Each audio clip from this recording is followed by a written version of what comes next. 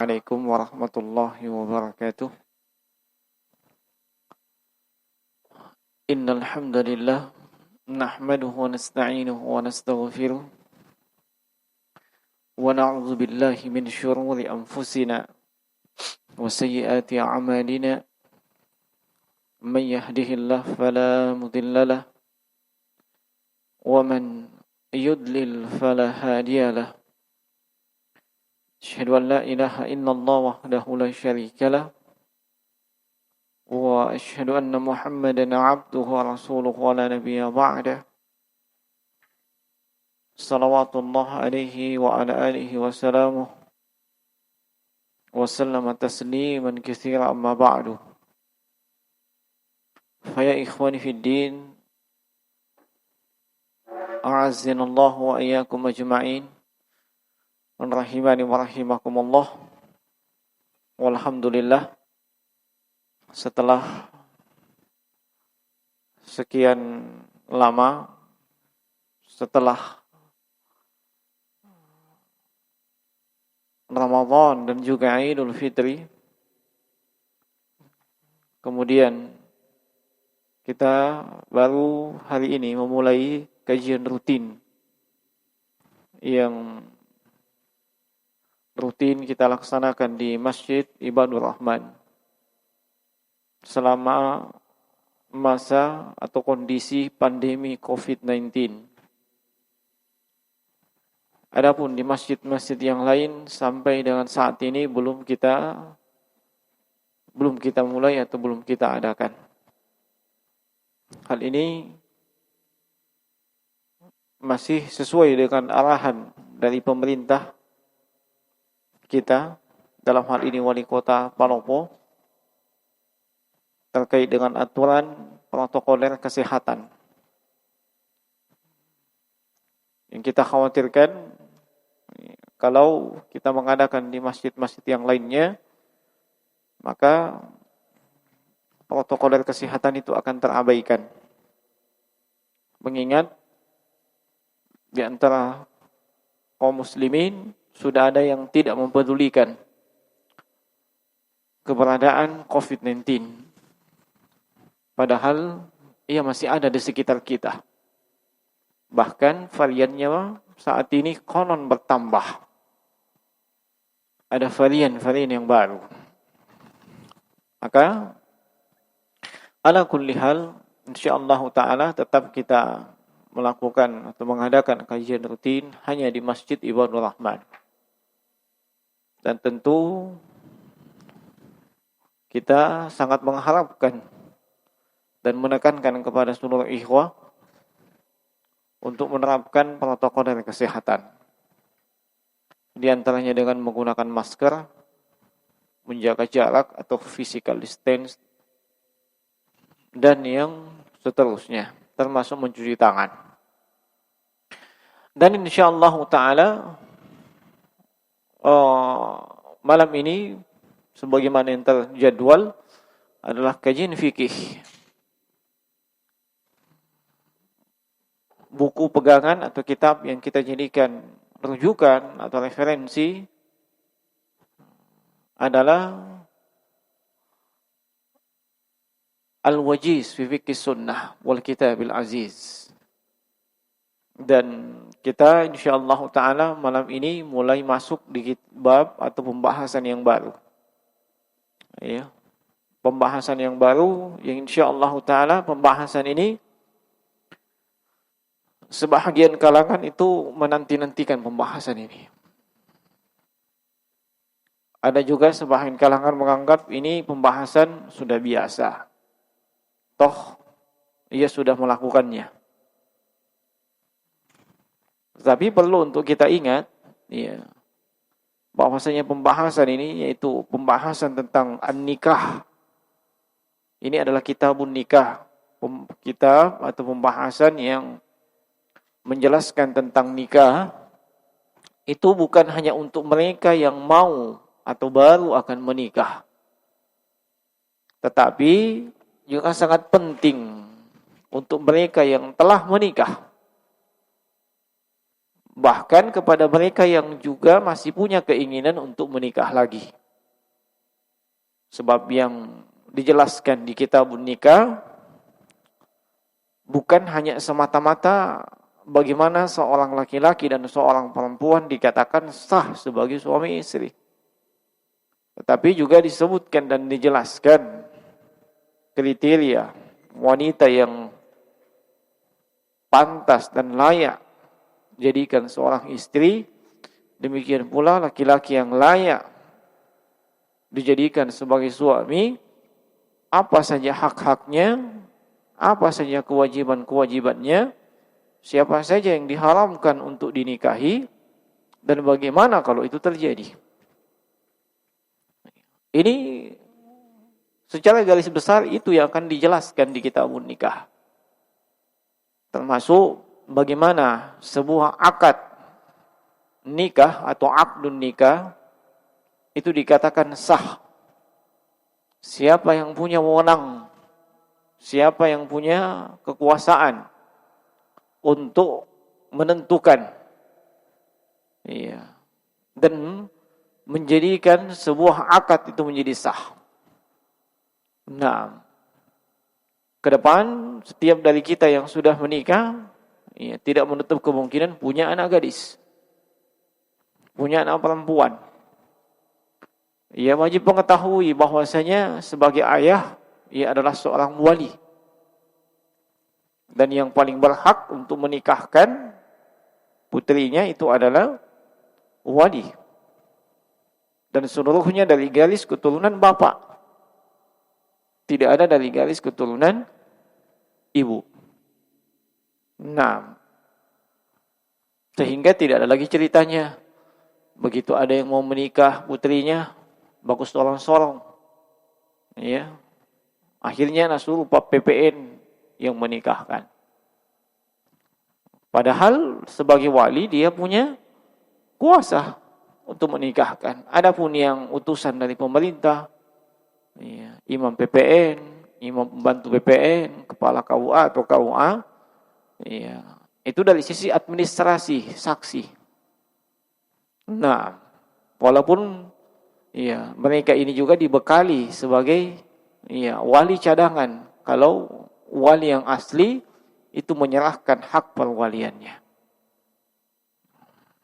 Dan bagaimana menikahkan itu sangat-sangat mudah. Nah, sangat-sangat mudah. Taib, kita masuk kepada apa yang disebutkan oleh penulis. Kitabun nikah. Ini adalah kitab yang menjelaskan tentang an-nikah. An-nikah secara bahasa itu dari kata nakah yang kihu nikahan.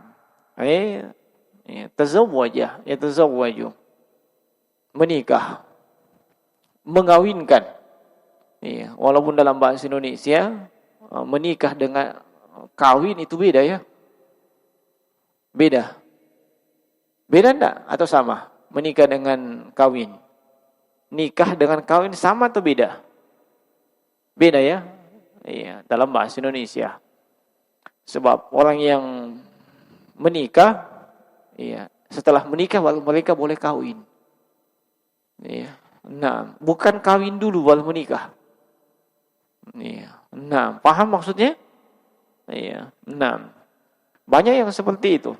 Ketika kawin dulu, sudah kawin baru nikah. Entah itu disebabkan kejahilan dia sehingga terjerumus ke dalam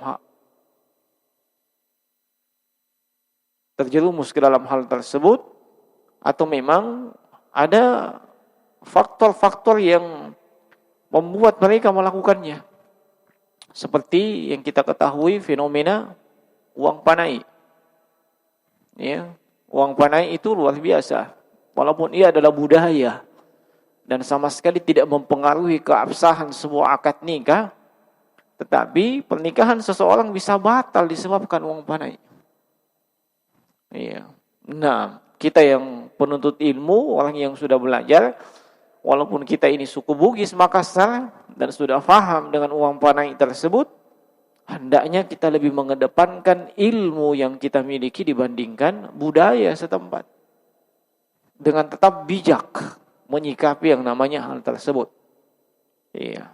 Nah, jemaah sekalian rahimani wa rahimakumullah, penulis menyebutkan hukmuhu, hukum menikah. Iya, hukum secara taklifi, apa hukumnya menikah? Kata beliau, an-nikahu min akidi sunanil mursalin.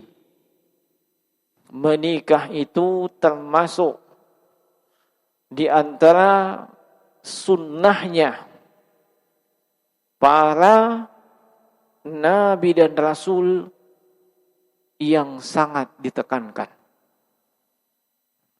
Iya, ini kata penulis. Termasuk sunnahnya para nabi dan rasul. Dan sunnah tersebut ditekankan, sangat dianjurkan. Ya. Nampak bahwasanya penulis berpendapat menikah itu hukumnya adalah mustahab, sunnah, tidak wajib. Nah, qala ta'ala, beliau berdalil dengan firman Allah Subhanahu wa taala dalam suratul Ra'd ayat 38. Walaqad arsalna rusulan min qablik waja'alna lahum azwajan wa zurriyah. Allah Subhanahu wa taala berfirman, dan sungguh walaqad arsalna rusulan, sungguh kami telah mengutus para rasul min qablika, sebelum engkau wahai Muhammad. Waja'alna lahum, dan kami menjadikan kepada para rasul tersebut azwajan, pasangan, wa zurriyah, dan keturunan. Ya. Sehingga dari ayat ini menunjukkan bahwasanya pernikahan atau perkawinan, ya, antara laki-laki dan perempuan itu sudah ada sejak mulai Rasul yang pertama, bahkan Nabi yang pertama. Ya. Mulai dari Nabi yang pertama sampai Nabi yang terakhir. Tidak ada satupun dari kalangan Rasul tersebut kecuali ada azwajan, ada pasangannya. Ya. Mereka punya keturunan. Nah, dimaklumi siapa nabi pertama, siapa pasangannya dan seterusnya. Ya, siapa rasul yang pertama, siapa pasangannya dan anak keturunannya. Sampai kepada Rasulullah, ya, rasul yang terakhir Muhammad bin Abdullah sallallahu alaihi wasallam. Nah, ini hukum menikah yang beliau kuatkan. Ya. Kalau berbicara tentang pernikahan, sepakat para ulama menikah itu disyariatkan. Menikah disyariatkan, sepakat para ulama. Yang diperselisihkan oleh para ulama hanyalah hukum. Ya, hukum menikah itu gimana? Sebagian ulama menganggap menikah itu hukumnya wajib. Ya, dan ini pendapatnya ulama-ulama dari kalangan al-Zahiriyah. Ya, seperti Imam Ibnu Hazm rahimahullahu taala. Ya, beliau berpendapat hukum menikah itu wajib tanpa kecuali. Apa alasannya? Alasannya semua ayat dan semua hadis yang datang dari Allah dan dari Nabi sallallahu alaihi wasallam menunjukkan perintah untuk menikah. Ya, seperti misalnya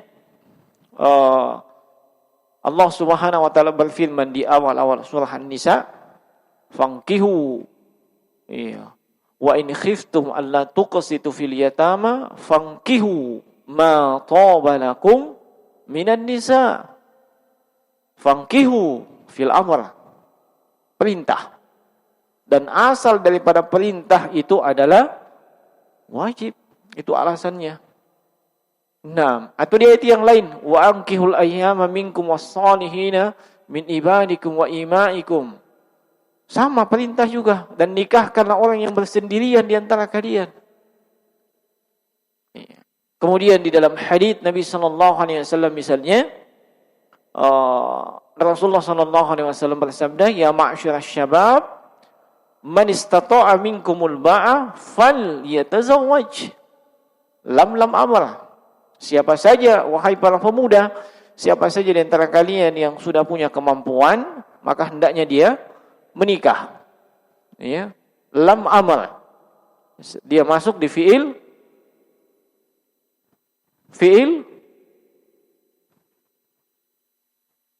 mudhari. Naam. Ya. Iya, itu bahasa Arabnya diterapkan. Jangan cuma dihafal, dibaca, dihafal, dilupakan. Ya. Naam. Falyatazawwaj. Lam amr. Dia hanya masuk di fiil mudhari. Ya. Naam. Hendaknya menikah. Ya. Dan hadits-hadits yang lainnya. Seluruhnya katanya para ulama az-zahiri itu semuanya perintah, dan hukum asal perintah itu adalah wajib. Kemudian pendapat yang kedua itu pendapatnya jumhur atau kebanyakan dari para ulama. Apa pendapatnya jumhur atau kebanyakan para ulama? Menikah itu hukumnya mustahab, sunnah. Ya, dianjurkan, ditekankan, tapi enggak sampai pada tingkatan yang wajib. Ini kebanyakan dari para ulama. Ya. Nah, ya, yang zahir itu adalah pendapat di mazhab Hambali dan mazhab Syafi'i dan selainnya. Kemudian di antara ulama itu berpendapat hukum menikah itu berdasarkan kondisi dan keadaan orang yang mau menikah. Berdasarkan kondisi dan keadaan orang yang mau menikah. Bisa jadi hukumnya wajib, bisa jadi hukumnya sunat, bisa jadi hukumnya makruh, bisa jadi hukumnya mubah, dan bisa jadi hukumnya haram dia menikah. Nah, ini pendapatnya di mazhab Maliki. Ya. Nah, di mazhab Maliki seperti itu. Kapan dia wajib? Dikasih contoh. Seorang laki-laki yang syahwatnya sudah menggelora. Ya. Nah, syahwatnya sudah menggelora. Khawatir terjatuh ke dalam fahsya, perzinahan. Pokoknya, enggak konsen mi. Ya. Tidak ada mi, apalagi kalau sudah makan kambing. Ya. Nanti lebih nengasan tahu. Ya. Biar laki-laki dan perempuan ji. Iya. Di sisi lain, dia sudah punya kemampuan untuk memberikan nafkah lahiriah dan batin. Dia sudah ada kemampuan. Dia bisa bekerja. Ya. Bukan dia punya penghasilan walaupun dia penghasilannya tidak tetap. Tapi dia mampu bekerja. Iya. Syahwatnya sudah menggelora. Dia sudah redam dengan segala jenis puasa. Senin Kamis, Syawal, pokoknya tidak mempan. Serius saya. Ya, tidak serius. Tidak mempan semua itu. Pokoknya menggelora sekali. Ini, kalau dibiarkan seperti itu, dia akan terjatuh ke dalam perzinahan. Apa hukum perzinahan? Haram. Kalau hukum perzinahan haram, seseorang bisa terjatuh kepada yang haram, maka kebalikannya itu adalah wajib. Ya, paham maksudnya? Maka dia wajib untuk menikah kondisi seperti itu. Iya, paham maksudnya ya? Iya. Yang kedua, hukumnya sunat.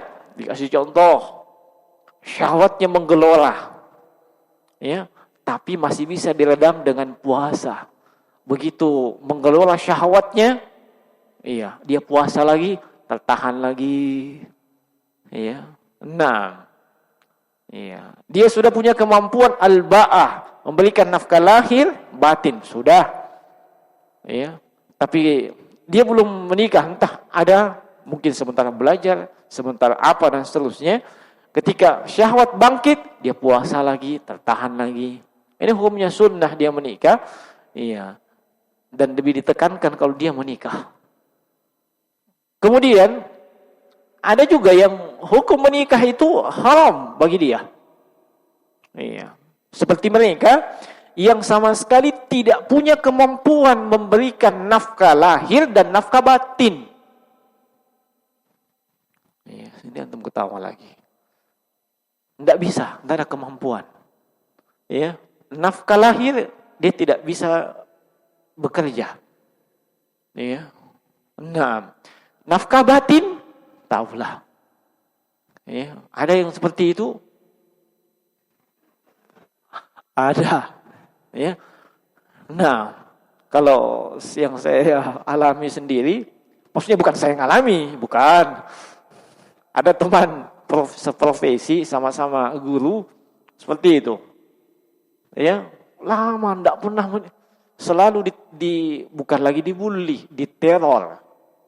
Ya, pokoknya harus menikah begini, dicari kami. Begitu didapatkan perempuan yang pas menurut kita, diajukan. Nah, iya kan, iya Pak. Ya, diurus segala sesuatunya. Kita mesti ke kabupaten lain sebab di sana perempuannya, di sana jodohnya luar biasa. Nah, begitu dinikahkan, kita sudah gembira, Masya Allah fulan sudah tidak dibully lagi, sudah menikah.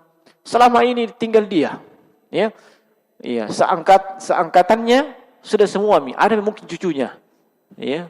Nah, begitu menikah, satu hari dia menikah, iya, langsung bukan dia yang mentalak, ditalak sama istrinya, ya. Padahal istri tidak punya wewenang untuk mentalak. Yang punya wewenang mentalak itu adalah suami. Nah, kenapa? Saya cari tahu. Iya. Iya, kebetulan istrinya orang Bugis. Iya, dia pakai bahasa Bugis. Iya, dia bilang, ya mudah-mudahan para pendengar tidak paham di bahasa Bugis. Iya. Engkau mau ngapain, Dre? Dia semen, Dre. Iya. Insyaallah orang para audiens tidak paham di bahasa Bugis, ya. Nah, nanti kursus bahasa Bugis. Sama banyak orang Bugis ini. Ya, semua, engkau mau ngapain, Dre? Ada juga paneknya, tapi dia semendre. Iya. Langsung masalahnya. Iya. Maka yang seperti ini, haram dia menikah. Dia akan menyusahkan kaum wanita. Iya. Nah, jangan dikira syahwat itu cuma antum yang punya. Perempuan juga punya syahwat. Bahkan perempuan kadang jauh lebih tinggi syahwatnya dibandingkan laki-laki. Iya. Nah, Anda tidak punya kemampuan seperti itu, jangan Anda menyusahkan diri. Maka lihat memang dirimu yang mau menikah. Saya serius. Jangan sampai kita sudah urus kiri kanan, mesti ke kabupaten lain. Contoh ji, ya. Periksa pagi-pagi, jangan sampai tidak ada yang bisa dipakai. Pagi-pagi itu biasa tanda-tandanya. Ya. Nah, dia memang dari sekarang. Ya, saya tidak tunjuk siapa-siapa, tidak. Maksudnya daripada nanti belakangan malu-malu jika juga toh. Ini semua yang bawa ini semua yang bawa ini. Nah, periksa memang kalau pagi-pagi, subuh-subuh, toh ada jika bisa tahiyah apa. Nah, haram dia menikah seperti itu. Ya, itu menurut Malikiyah. Ya, atau tujuannya menikah hanya untuk membalas dendam. Ya, kepada si wanita. Misalnya wanita tersebut orang yang pernah menyakiti hatinya. Ya, dia menikah hanya untuk menyiksa wanita tersebut, ya, hanya untuk menyia-nyiakannya dan seterusnya. Ini haram untuk dia menikah. Ya. Nah, ya, sehingga ini hukum pernikahan menurut Malikiyah itu terbagi menjadi 5 sesuai dengan kondisi dan keadaan orang yang mau menikah. Ya, kadang dia jadi wajib, kadang jadi sunat, kadang itu mubah, kadang makruh dan bisa menjadi haram. Bisa dipahami ya hukumnya? Iya. Lalu kira-kira siapa yang belum menikah di sini, dia dihukum mana dia? Ya, tinggal dia lihat. Ya. Yang belum menikah, bukan menikah lagi, bukan, belum menikah sama sekali. Silahkan dia lihat. Ya. Kalau memang gelora syahwatnya sudah menggebu-gebu, ya, kemudian khawatir terjatuh ke dalam fitnah, ya, dan ada kemampuan untuk memberikan mahar, dia juga mampu untuk bekerja. Ya. Tidak perlu tidak mesti dia mesti punya pekerjaan tetap, tidak. Kalau ada pekerjaan tetap lebih bagus lagi. Tapi kalau tidak, iya, minimal dia mau kerja. Kalau mau kerja insyaallah bisa itu. Ya. Nah, sebab iya, jarang orang ada punya pekerjaan tetap. Ya, yang ada yang biasa itu ada yang pengangguran tetap. Nah, kalau pekerjaan tetap biasa tidak semua orang bisa punya. Nah, kemudian jemaah sekalian rahimani wa rahimakumullah, kata beliau, wa yukrahu tarkuhu li ghairi uzrin. Ya. Dan dimakruhkan meninggalkan pernikahan atau tidak menikah ya, tanpa ada uzur. Tanpa ada halangan. Makruh hukumnya. Menurut beliau. Li hadithi Anas ibn Malik qala. Ini berdasarkan haditsnya Anas bin Malik. Beliau mengatakan, Ja'a salasatu ruhtin ila buyutin azwajin Nabi sallallahu alaihi wasallam. Kata Anas bin Malik menceritakan, Anas bin Malik pembantunya Nabi. Ya. Banyak beliau tahu hal-hal yang ada di sekitar rumah tangganya Nabi. Pembantunya Nabi. Ya. Ada 3 orang datang ke rumahnya istrinya Nabi. 3 orang. 6. Yas'aluna an ibadatin Nabi sallallahu alaihi wasallam. 3 orang ini datang tanya kepada istri-istrinya Nabi. Bagaimana ibadahnya Nabi? Ya. Bagaimana ibadahnya Nabi sallallahu alaihi wasallam? Falamma ukhbiru, ketika istri-istri Nabi sudah sampaikan bagaimana ibadahnya Nabi sallallahu alaihi wasallam, ka'annahum taqalluha, maka 3 orang ini itu merasa seolah-olah menganggap ibadah yang selama ini mereka lakukan masih sangat sedikit. Belum ada apa-apanya dibandingkan ibadahnya Nabi. Faqalu, akhirnya mereka mengatakan, wa aina nahnu bin Rasulillah sallallahu alaihi wasallam? Di mana kita ini dibandingkan Nabi? Kita tidak ada apa-apanya paling dibandingkan Nabi sallallahu alaihi wasallam. Qad ghufira lahu ma taqaddama min dzambi wa ma ta'akhkhara. Beliau itu sudah diampuni dosa-dosanya yang lalu maupun yang akan datang. Tapi ibadahnya masih luar biasa. Tidak ada apa-apanya dibandingkan, tidak ada apa-apanya ibadah kita dibandingkan ibadahnya Rasulullah. Nah, akhirnya faqala ahaduhum, salah seorang dari 3 itu mengatakan, iya, amma ana fa ana usalli al-laila abada, wa qala al-akhar ana asumud dahr wa la uftir. Orang yang pertama mengatakan, kalau begitu saya akan sholat malam terus menerus. 1 malam tidak tidur. Pokoknya mau sholat malam. Tahu sholat malam qiyamul lail. Ya. Nah, tidak tidur selama-lamanya. Iya.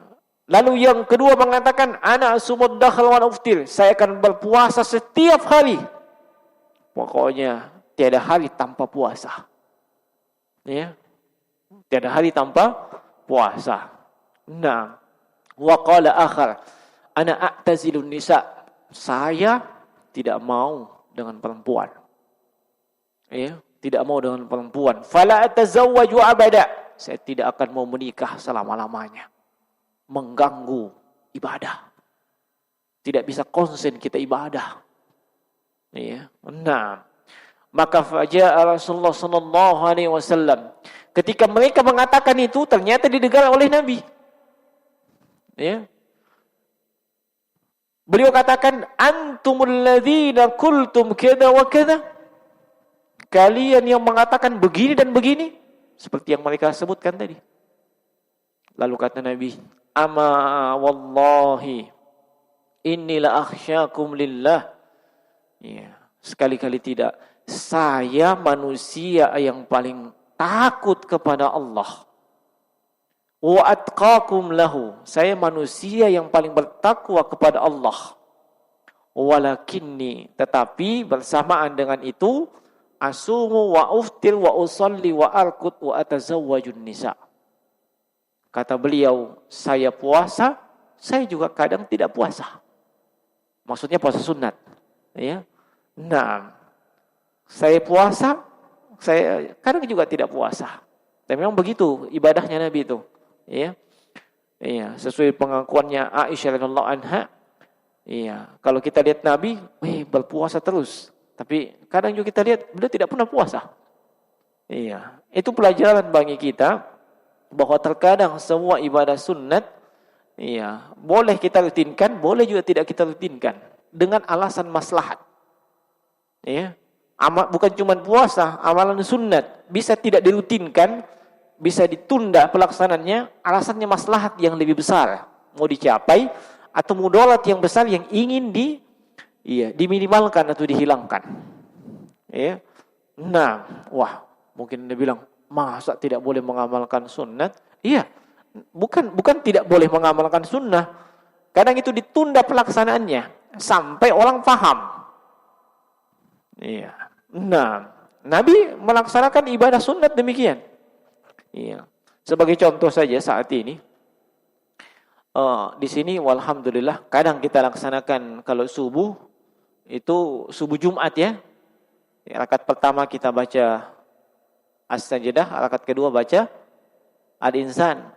Sebab konteks haditsnya Abu Hurairah, sunnah di Jumat subuh itu rakaat pertama membaca As-Sajdah, rakaat kedua membaca Al-Insan. Itu yang sunnah. Itu yang sunnahnya. Adapun masalah sujud tilawahnya, ya, itu ziyadah. Mau ke sujud tilawah silahkan. Tidak juga tidak masalah. Ya.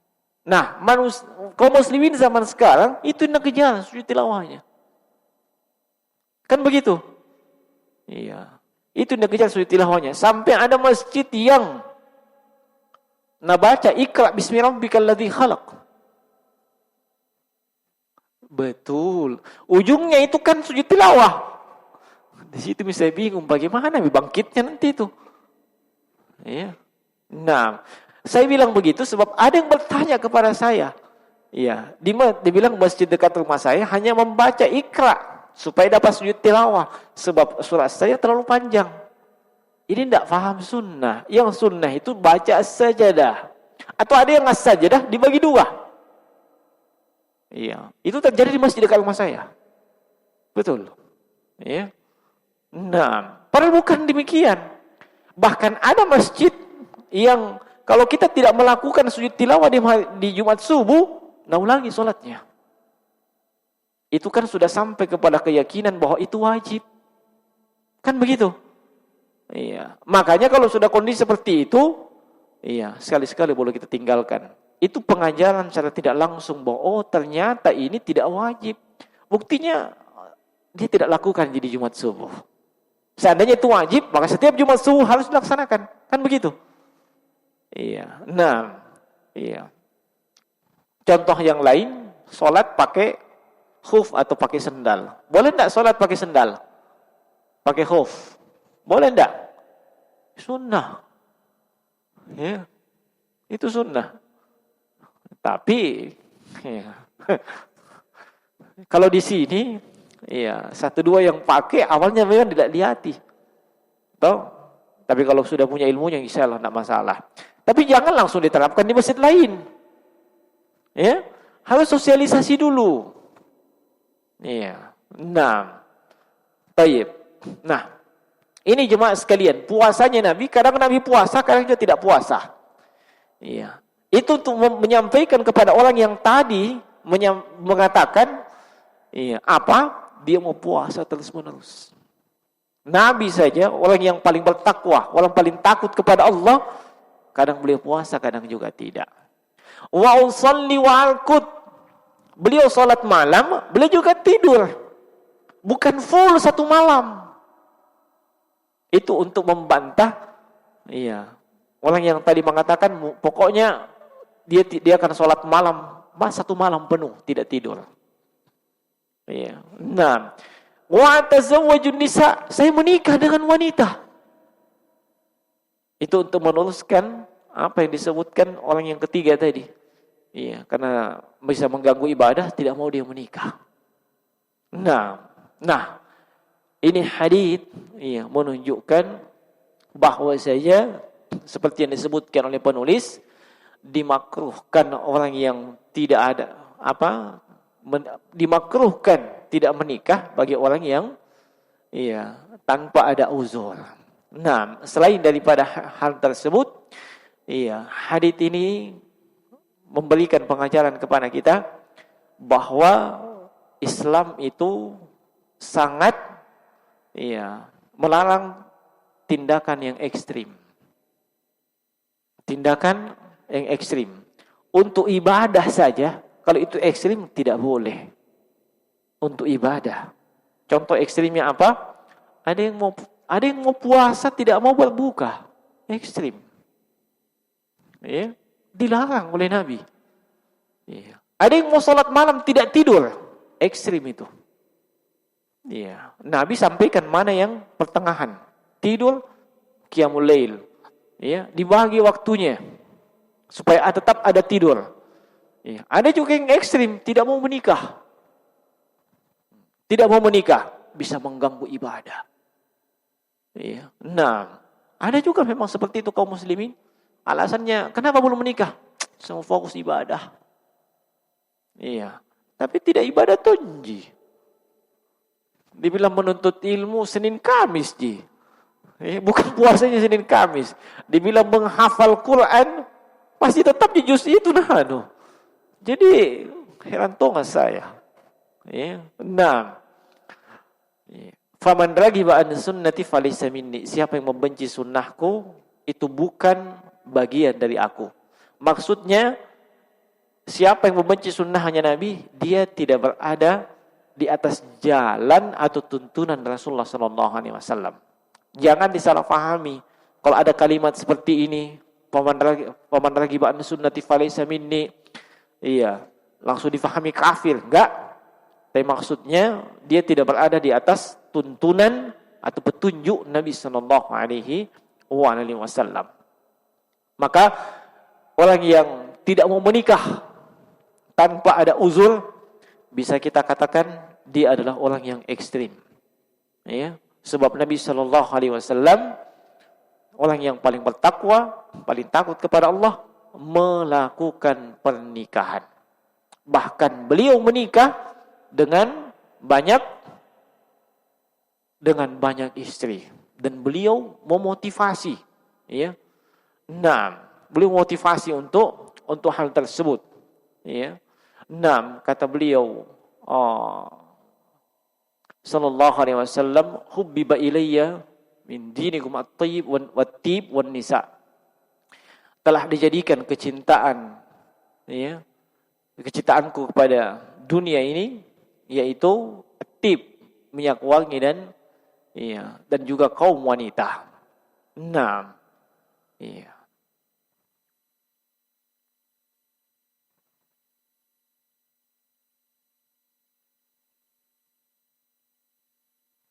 Baik. Kemudian kata beliau, wa yajibu 'alal qadiri 'alaihi idza khashiya 'ala nafsihi 'ala 'anat. Di sini beliau sebutkan yang wajibnya. Wajib bagi orang yang sudah punya kemampuan. Ingat, kemampuan yang dimaksud di sini dua. Kemampuan untuk memberikan nafkah lahir dan batin. Kemampuan untuk memberikan mahar ketika dia mau menikah. Setelah dia menikah, dia mampu memberikan nafkah lahir dan batin. Adapun masalah uang panai, bukan itu yang dipersyaratkan. Bisa diberikan pemahaman kepada orang tua kita, keluarga kita, uang panai itu bukan persyaratan. Bukan persyaratan. Itu uang panai tidak ada hubungannya dengan sah tidaknya akad. Dan memang kenyataannya uang panai itu hanya dipakai untuk biaya atau untuk biaya pernikahan atau pesta pernikahan. Ya. Nah, walaupun di beberapa wilayah itu jadi jadi kebanggaan. Ya. Nah, antum yang belajar hendaknya memberikan pemahaman seperti itu. Atau kalau keluarganya tidak bisa lagi diubah mindsetnya, mulai dari antum ke bawah sampai anak cucu, jangan terlalu mempersoalkan uang panai. Ya. Jangan. Selama yang datang itu sudah orang baik, nanti disebutkan syarat-syarat laki-laki dan perempuan yang baik itu, terima. Ya. Nah, tetapi jangan juga meremehkan. Ya, maksudnya apa? Ya mau ke uang panai. Jadi mau bikin acara apa? Bikin sanggar pepek kan kurang bagus juga. Ya, bagus kalau ngumpul ada yang dimakan-makan, toh? Itu kan butuh biaya. Iya. Nah, kan maksudnya begitu. Uang panai kan itu. Iya. Yang kita maksud di sini jangan terlalu berlebihan sampai sekian ratus juta mesti sewa gedung yang paling terbesar di kota Palopo misalnya, 3 hari 3 malam. Ya, diundang artis dari luar. Yang bisa makan, kalau bisa makan semua itu di Tokmi. Oh, orang menikah di sana. Sebab jangan sampai orang salah paham. Apa di sana itu? Sunnah tangkapan. Udah bagus juga. Tujuan pesta pernikahan itu adalah mengumumkan si fulan dan si fulana sudah menikah. Buktinya si fulan pada menikah. Iya. Supaya kalau kamu jalan di tengah-tengah manusia, bawa istrimu, tidak dicurigai kok. Siapa nak bawa itu? Ya tuh? Jangan-jangan teroris nak bawa itu. Kapan dia menikah? Ya. Jangan punya mindset yang penting menikah, kawin siri. Ya. Kawin di bawah tangan istilahnya orang. Pokoknya asal sah. Kata Nabi Shallallahu Alaihi Wasallam kepada Abdullah bin Auf, i'lun nikah, ya, walau bi ghanami atau kalau Nabi Shallallahu Alaihi Wasallam umumkan pernikahan, maksudnya bikin acara yang dengan itu orang tahu ini pesta pernikahan, walaupun yang dimakan cuma 1 ekor kambing. 1 ekor kambing itu luar biasa ya. Nah, umumkan, iya. Nah, bisa dipahami maksudnya ya. Iya, jangan terlalu berlebihan masalah uang panai tersebut. Iya, berikan pemahaman untuk siapa saja yang punya anak gadis. Tetapi antum juga jangan terlalu menyepelekan. Iya, tidak ada uang panainya. Tanya mahalnya apa? Kupinang dengan bismillah. Kamasih. Iya, ada juga yang lagi tren itu bacaan surah Ar-Rahman. Iya. Ini dibahas oleh para ulama. Bolehkah seperti itu? Ya, kalau memang si laki-laki tidak punya kemampuan dari sisi finansial, dia punya kemampuan mengajarkan Al-Quran. Begitu maksudnya. Jadi bukan cuma kau baca begitu saja. Itu surah yang kau story itu, kau harus ajarkan kepada istrimu nanti, itu mahalnya. Mahalnya adalah kau ajari dia. Misalnya, kupinang kau dengan surat Ar-Rahman. Ajari dia sampai bisa hafal itu surah dengan bacaan yang benar. Itu maksudnya. Bukan cuma yang baca saja ketika nikah. Setelah itu, istrimu sampai berapa anaknya tidak tahu yang mana dibilang surah Ar-Rahman. Bukan begitu maksudnya. Ya. Iya. Jangan juga, pokoknya jangan meremehkan lah masalah itu. Kalau memang ada, berikan. Iya. Nah, kalau memang tidak ada, ya mau dia apa? Nah, baik.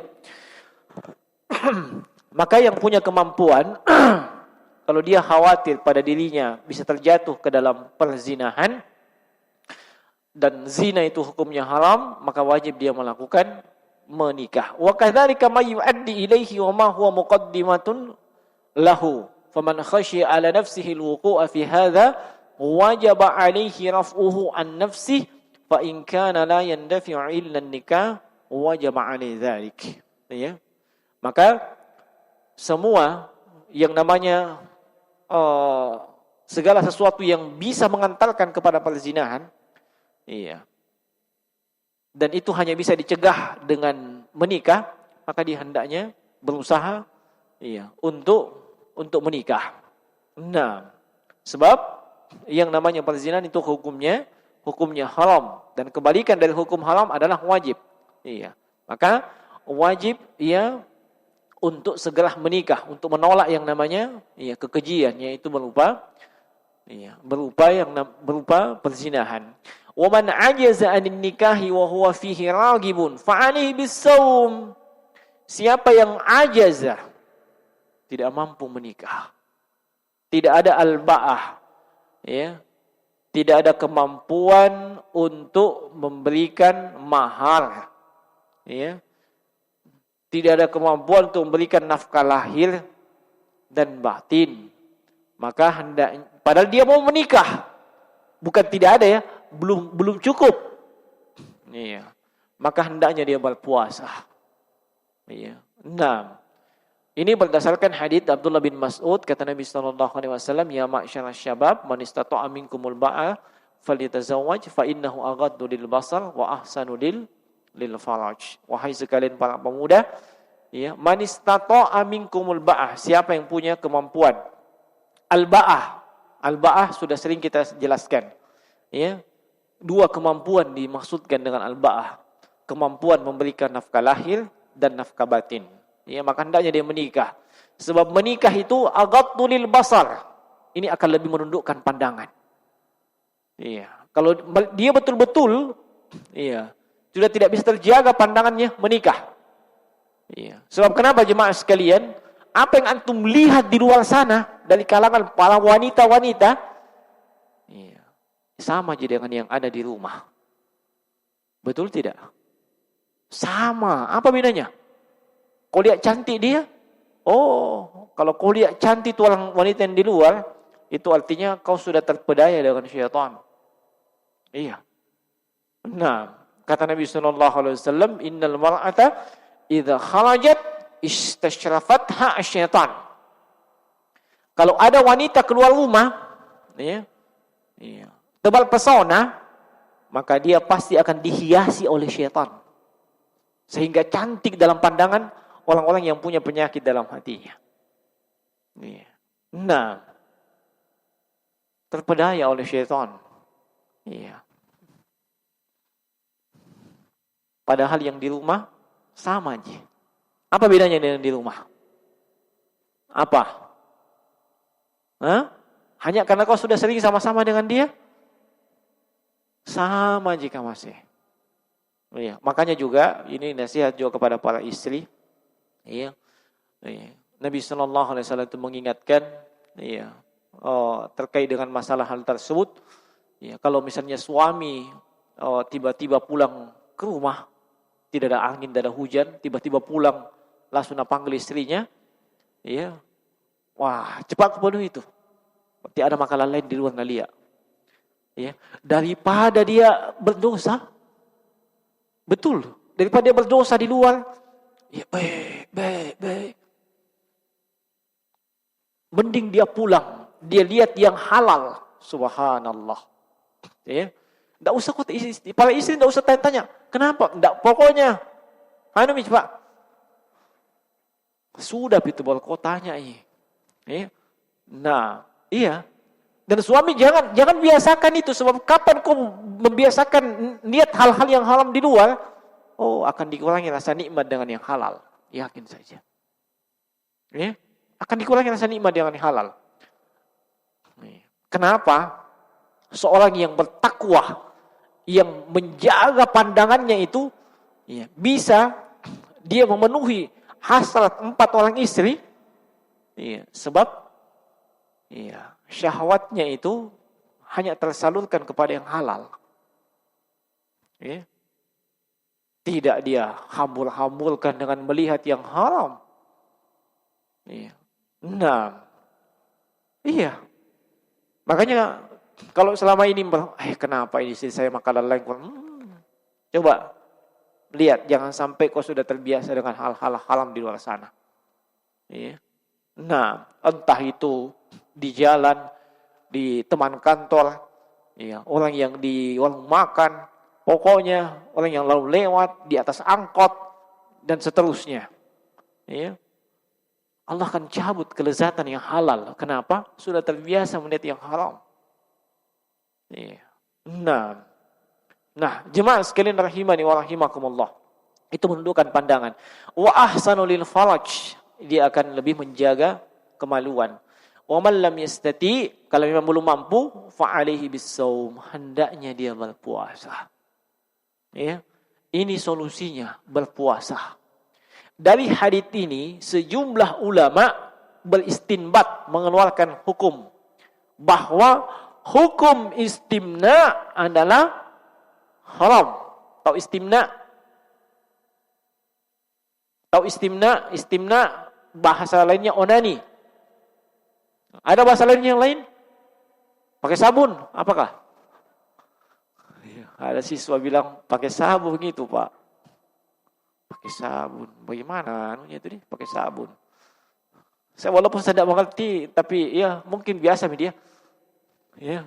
Nah, iya. Ini di antara pendalilan para ulama, Nabi berikan solusi apa? Puasa. Bukan istimna, bukan pionani, puasa. Ya. Nah, bukan, makanya itu haram. Yang namanya seperti itu. Ya. Nah, walaupun ada sebahagian ulama fikih, ya, membolehkan, ya, kalau istri yang melakukan itu katanya. Ya, ada pernah saya baca itu, saya lupa pendapatnya ulama siapa. Ya, di antara pendapat para ulama fikih ada yang sampai mengatakan seperti itu. Tapi itu jangan dibahas ya. Nah, fa innahu lahu wijaun, sebab dengan puasa itu ada bentuk perlindungan kepada dia. Nah, kemudian ayyun nisa'i khair. Nah, yang berikutnya di sini adalah wanita mana yang terbaik untuk dinikahi. Ya. Nah, gimana? Admin lanjut. Jangan sampai dingin apa-apa. Enggak juga. Saya itu enggak aja saya. Manakah? Lanjut dulu sedikit. Bagaimanakah?